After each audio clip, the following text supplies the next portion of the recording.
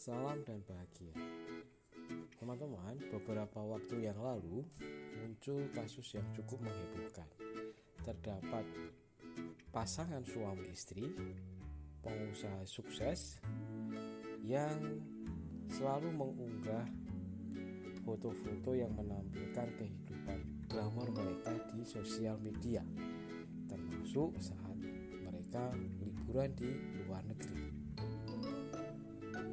Di sosial media mereka terpajang foto-foto keduanya saat berlibur di beberapa negara Eropa, berlatar belakang perbukitan salju di Grand Canyon, lengkap dengan tampilan sejumlah helikopter. Begitu pula saat menginap di hotel bintang 5 sambil memegang iPhone baru. Pasutri ini atau mereka berdua adalah seorang pengusaha yang konon sukses memiliki agen perjalanan ibadah. Ya, namun tidak ada yang menyangka. Ternyata pada akhirnya polisi menangkap keduanya karena mereka berdua terlibat di dalam kasus penipuan, penggelapan, serta pencucian uang terkait penyelenggaraan ibadah umroh. Tentu publik tidak menyangka Pasutri yang nampak agamis tersebut begitu tega dan zalim kepada calon jemaah umroh yang mungkin saja mereka ini bertahun-tahun banting tulang mengumpulkan biaya untuk sebuah perjalanan ibadah. Baik teman-teman, kita tidak akan mengulik kasusnya lebih jauh lagi. Dari sini saya hanya akan membuat sebuah ilustrasi kasus dari bagaimana kita melakukan persepsi terhadap orang lain, dari apa-apa saja yang bisa kita amati terhadap orang lain tersebut.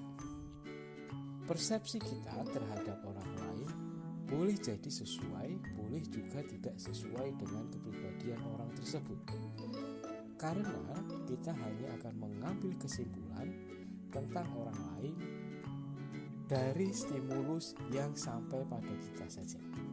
Meskipun biasanya stimulus atau informasi tersebut biasanya tidak lengkap kita terima.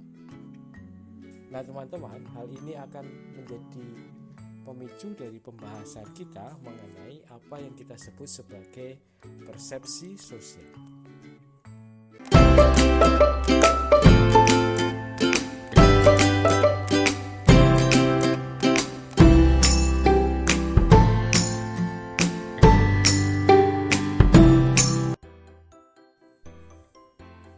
Persepsi sosial merupakan proses yang digunakan untuk mengetahui dan memahami orang lain.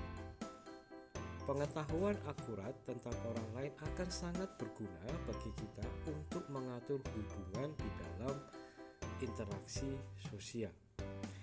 Di dalam hubungan sosial, persepsi sosial dapat dijadikan sebagai kerangka berpikir untuk mempermudah mengatur hubungan seseorang dengan orang lain.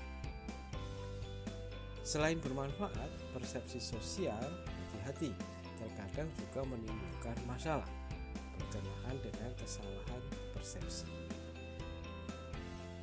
Nah, kesalahan persepsi itu terutama karena terlalu sempitnya sudut tinjauan individu di dalam memahami dan menilai orang lain.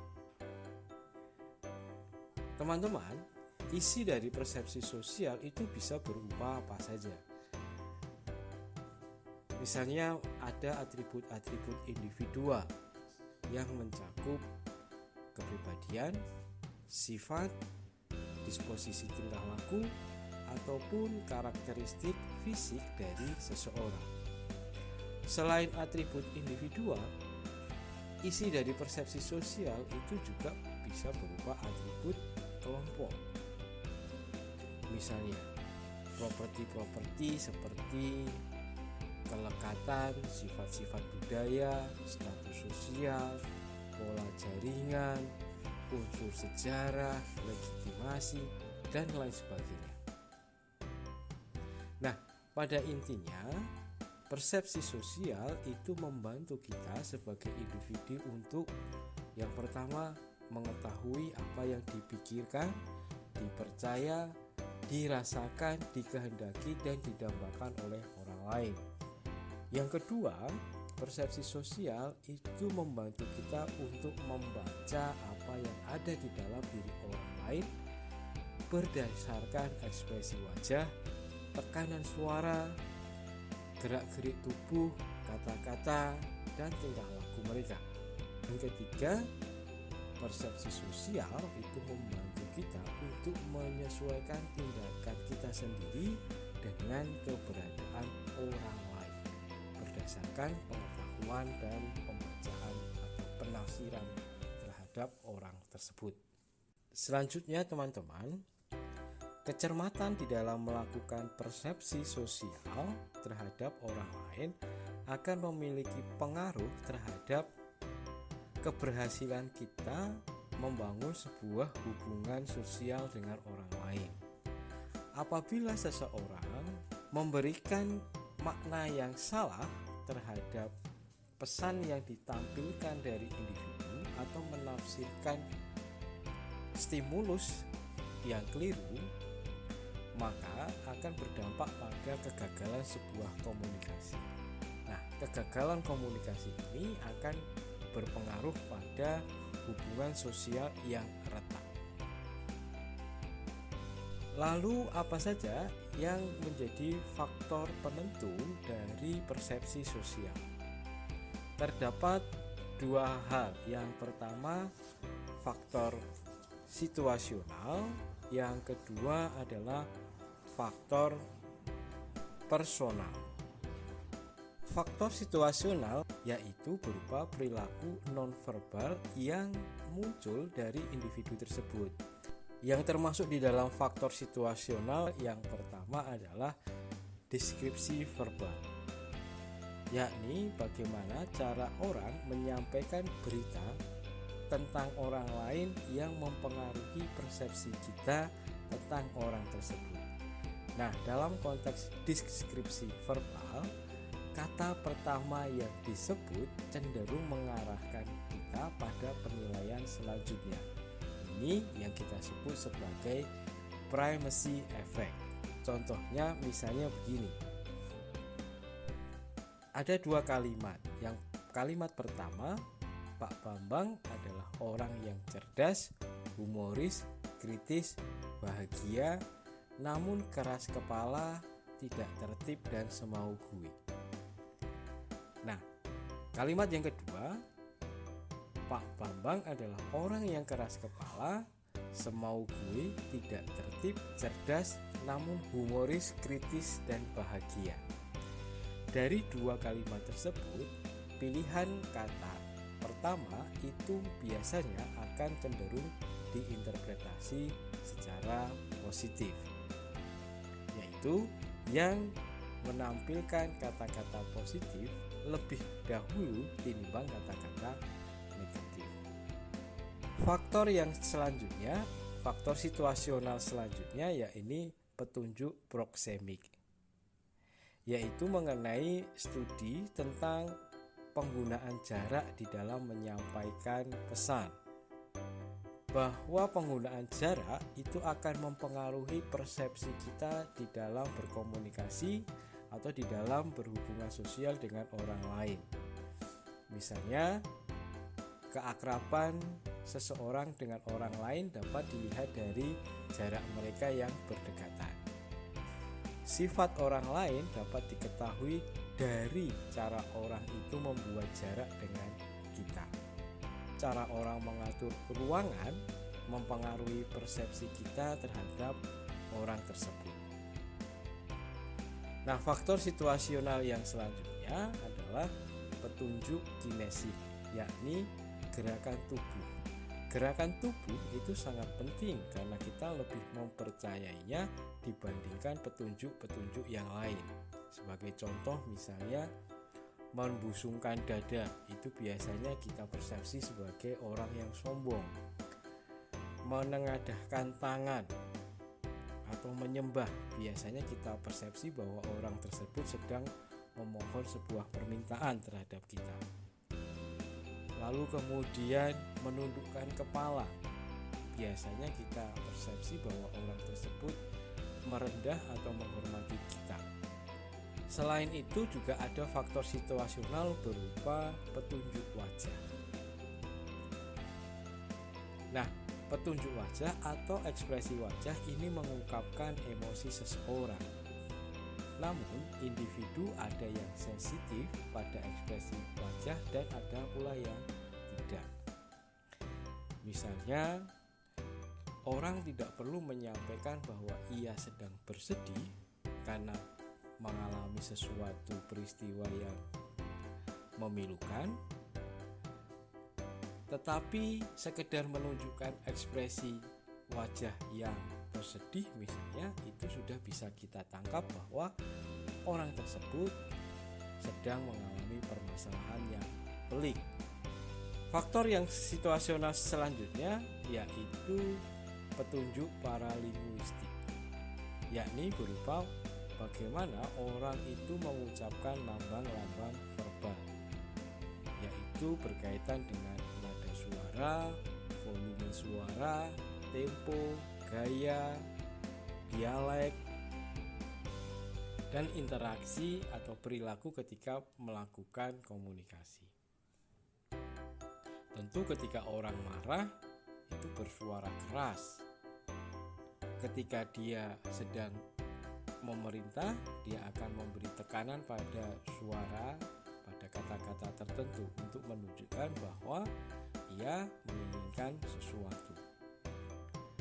Selanjutnya, faktor situasional berikutnya adalah petunjuk yang sifatnya artifaktual, yakni meliputi segala macam penampilan yang ada pada individu. Misalnya bentuk fisik tubuhnya, ganteng, cantik, lalu kemudian kosmetik yang digunakan, baju, tas, tanda pangkat, bed, dan lain sebagainya. Nah, hal ini juga kemudian akan mempengaruhi persepsi kita terhadap orang lain. Misalnya, orang yang memiliki fisik yang menarik akan cenderung kita persepsi perilakunya juga baik. Sebaliknya, orang yang nampak kumuh akan dipersepsi bahwa orang tersebut mungkin berperilaku negatif atau buruk. Selain faktor situasional yang mempengaruhi persepsi sosial, ada juga yang dipengaruhi oleh faktor yang berasal dari individu, yakni faktor personal, yaitu faktor di dalam diri individu sendiri yang memberikan referensi terhadap persepsi. Beberapa di antaranya, yang pertama adalah pengalaman. Pengalaman mempengaruhi kecermatan kita di dalam mempersepsi. Pengalaman tidak selalu lewat proses belajar formal. Pengalaman kita bertambah juga melalui rangkaian peristiwa yang pernah kita hadapi. Inilah yang menyebabkan seorang ibu segera melihat hal yang tidak beres pada wajah anaknya atau pada petunjuk kinesik lainnya. Karena apa? Ibu lebih berpengalaman mempersepsi anaknya daripada seorang ayah. Ini juga sebabnya kenapa kita lebih sukar berdusta di depan orang yang paling dekat dengan kita. Karena biasanya orang yang paling dekat dengan kita sudah memiliki pengalaman tertentu yang berkaitan dengan diri kita. Faktor personal yang selanjutnya adalah motivasi. Di dalam proses persepsi juga melibatkan unsur-unsur motivasi. Misalnya ada reward atau ganjaran dan hukuman. Selain itu juga ada motif biologis.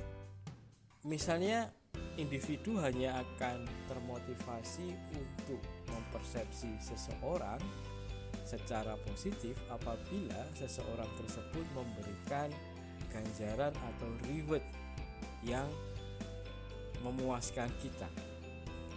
Contoh yang lain misalnya ada motif personal, yakni untuk mempercayai bahwa dunia itu adil.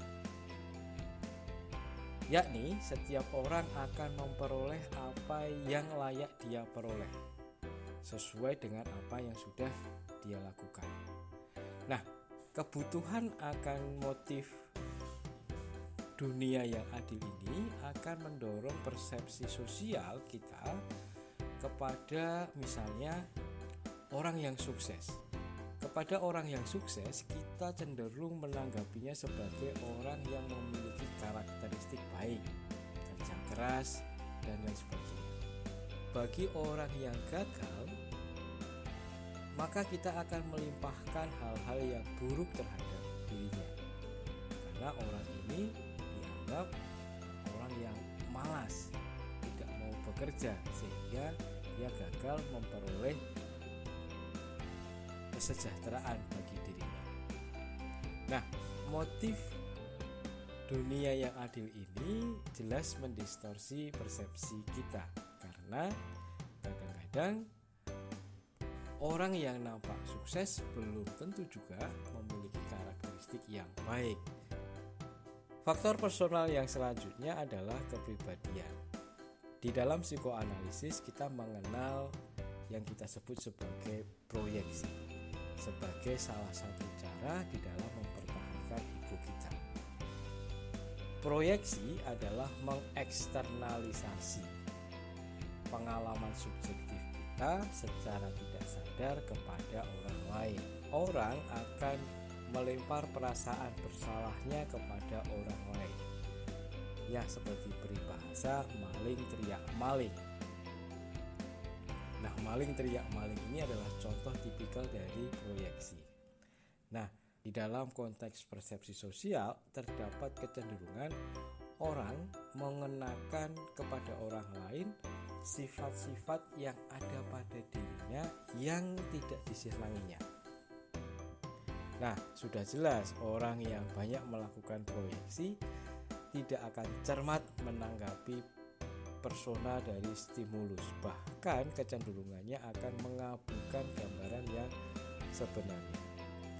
Sebaliknya, orang yang menerima dirinya apa adanya adalah orang yang tidak dibebani rasa bersalah, cenderung akan menafsirkan orang lain atau mempersepsi orang lain secara lebih cermat. Begitu pula dengan orang yang tenang, mudah bergaul, dan ramah akan cenderung memberikan persepsi yang positif terhadap